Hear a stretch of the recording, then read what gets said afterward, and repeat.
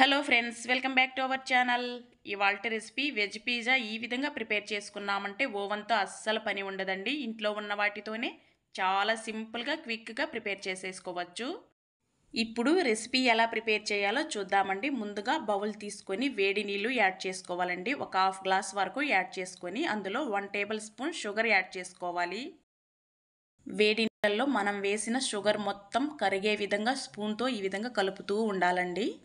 ఈ విధంగా షుగర్ మొత్తం కరిగిపోయిన తర్వాత ఈస్ట్ యాడ్ చేసుకోవాలండి. 1 టేబుల్ స్పూన్ ఈస్ట్ అనేది యాడ్ చేసుకోవాలి. ఇది డ్రై ఈస్ట్ అండి. మనకి ఈ డ్రై ఈస్ట్ అనేది ఏ సూపర్ మార్కెట్లో అయినా దొరుకుతుందండి, లేకపోతే ఆన్లైన్లో అయినా మనం పర్చేస్ చేసుకోవచ్చండి. ఈ వేడి నీటిలో డ్రై ఈస్ట్ యాడ్ చేసిన తర్వాత స్పూన్తో ఒక్కసారి బాగా మిక్స్ చేసుకోవాలండి. ఇలా మిక్స్ చేసుకొని మూత పెట్టేసి ఒక 5 నిమిషాల పాటు అలా వదిలేసామంటే, ఓ 5 నిమిషాల తర్వాత మనం ఈస్ట్ చూసామంటే ఇలా పొంగుతూ రావాలండి. ఇలా పొంగినప్పుడే మనకి పిజ్జా అనేది పర్ఫెక్ట్గా వస్తుందండి. ఈస్ట్ అనేది ఈ విధంగా పొంగనప్పుడు మనకి ఎక్స్పైరీ డేట్ అయిపోయి ఉంటుందండి. ఒక్కసారి చెక్ చేసుకొని చూసి చేసుకోండి.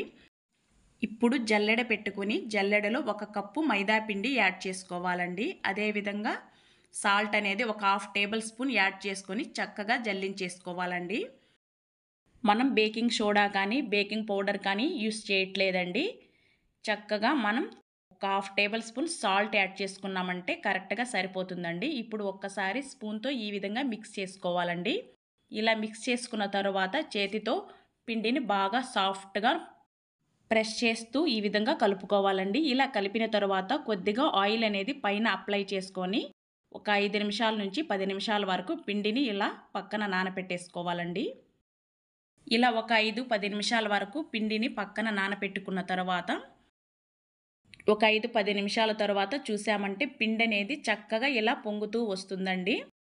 ఇలా పొంగిన పిండిని లోపల ఉన్న ఎయిర్ మొత్తం పోయే విధంగా చేతితో ఒక్కసారి బాగా కలుపుకోవాలండి. మనం పిండిని ఎంత బాగా కలుపుకున్నామంటే మనకి పిజ్జా అనేది అంత పర్ఫెక్ట్గా వస్తుందండి.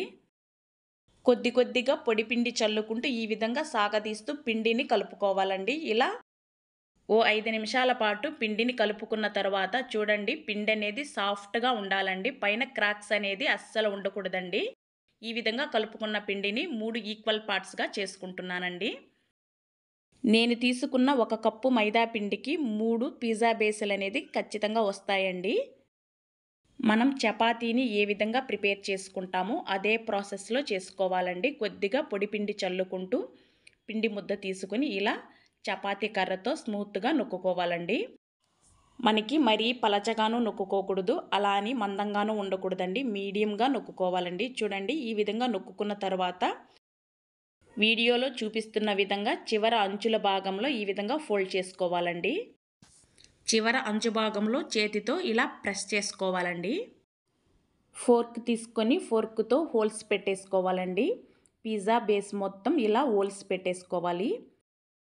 మనకి పిజ్జా అనేది బేక్ చేసుకునేటప్పుడు పొంగకుండా ఉండాలి అంటే ఖచ్చితంగా ఇలా ఫోర్క్తో హోల్స్ పెట్టుకోవాలండి. ఇప్పుడు స్టవ్ పైన ప్యాన్ పెట్టుకొని పిజ్జా బేస్ని పెట్టేసుకొని మూత పెట్టేసి ఫ్లేమ్ అయితే సిమ్లో పెట్టేసుకొని ఒక 5 నిమిషాల పాటు పిజ్జాని బేక్ చేసుకున్నామంటే కరెక్ట్గా బేక్ అయిపోతుందండి.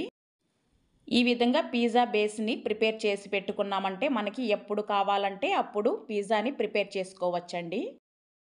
మనం ఏ ప్లేట్లో అయితే బేక్ చేసుకోవాలి అనుకుంటామో ఆ ప్లేట్లోకి ఒక పిజ్జా బేస్ తీసుకొని దానిపైన పిజ్జా సాస్ అనేది అప్లై చేసుకోవాలండి.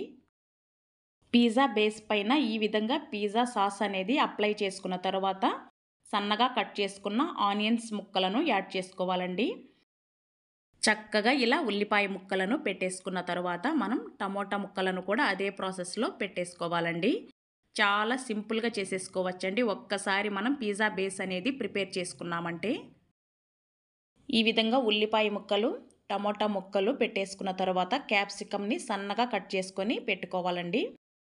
నేనైతే కొద్దిగానే క్యాప్సికమ్ ముక్కలు యాడ్ చేస్తున్నానండి. మీ దగ్గర వెజిటేబుల్స్ ఉంటే యాడ్ చేసుకోవచ్చండి.